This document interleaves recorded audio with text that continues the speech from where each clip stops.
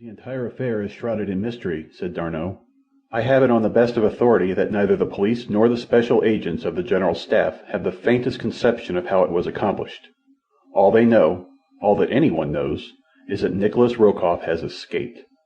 John Clayton, Lord Greystoke, he who had been Tarzan of the Apes, sat in silence in the apartments of his friend, Lieutenant Paul d'Arnot, in Paris, gazing meditatively at the toe of his immaculate boot. His mind revolved many memories, recalled by the escape of his arch-enemy from the French military prison to which he had been sentenced for life upon the testimony of the ape-men. He thought of the lengths to which Rokoff had once gone to compass his death, and he realized that what the man had already done would doubtless be as nothing by comparison with what he would wish and plot to do now that he was again free. Tarzan had recently brought his wife and infant son to London to escape the discomforts and dangers of the rainy season upon their vast estate in Uziri, the land of the savage Waziri warriors whose broad African domains the ape-man once ruled. He had run across the Channel for a brief visit with his old friend, but the news of the Russian's escape had already cast a shadow upon his outing, so that though he had but just arrived, he was already contemplating an immediate return to London. "It is not that I fear for myself, Paul," he said at last.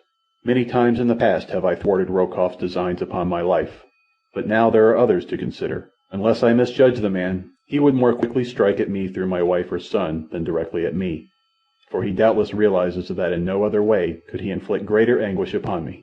I must go back to them at once, and remain with them until Rokoff is recaptured, or dead." As these two talked in Paris, two other men were talking together in a little cottage upon the outskirts of London. Both were dark, sinister-looking men.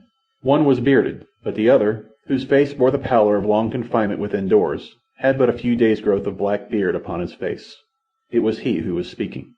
"You must needs shave off that beard of yours, Alexis," he said to his companion. "With it he would recognize you on the instant. We must separate here in the hour, and when we meet again upon the deck of the Kincaid, let us hope that we shall have with us two honored guests who little anticipate the pleasant voyage we have planned for them. In 2 hours I should be upon my way to Dover with one of them, and by tomorrow night, if you follow my instructions carefully, you should arrive with the other, provided, of course, that he returns to London as quickly as I presume he will. There should be both profit and pleasure as well as other good things to reward our efforts, my dear Alexis. Thanks to the stupidity of the French, they have gone to such lengths to conceal the fact of my escape for these many days that I have had ample opportunity to work out every detail of our little adventure so carefully that there is little chance of the slightest hitch occurring to mar our prospects. And now good-bye, and good luck." 3 hours later, a messenger mounted the steps to the apartment of Lieutenant d'Arnot. "A telegram for Lord Greystoke," he said to the servant who answered his summons. "Is he here?" The man answered in the affirmative, and, signing for the message, carried it within to Tarzan, who was already preparing to depart for London. Tarzan tore open the envelope, and as he read, his face went white. "Read it, Paul," he said, handing the slip of paper to d'Arnot. "It has come already." The Frenchman took the telegram and read, "Jack stolen from the garden through complicity of new servant. Come at once. Jane." As Tarzan leaped from the roadster that had met him at the station and ran up the steps to his London town-house, he was met at the door by a dry-eyed but almost frantic woman. Quickly, Jane Porter Clayton narrated all that she had been able to learn of the theft of the boy.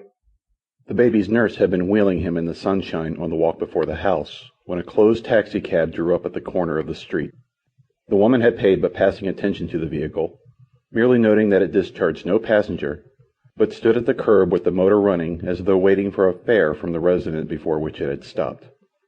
Almost immediately, the new houseman, Carl, had come running from the Greystoke house, saying that the girl's mistress wished to speak with her for a moment, and that she was to leave little Jack in his care until she returned.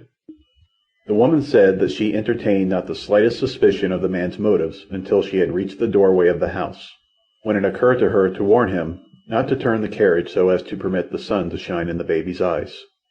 As she turned about to call this to him, she was somewhat surprised to see that he was wheeling the carriage rapidly towards the corner, and at the same time she saw the door of the taxicab open and a swarthy face framed for a moment in the aperture.